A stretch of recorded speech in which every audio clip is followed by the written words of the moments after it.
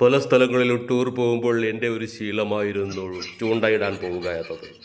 ഇപ്രാവശ്യം ഞാൻ ആലപ്പുഴയിലേക്കായിരുന്നു ചൂണ്ടയിടാൻ പോയത്. അന്നും യാദൃശ്യമായി തന്നെ ഞാൻ ചൂണ്ടയിടാൻ പോയി.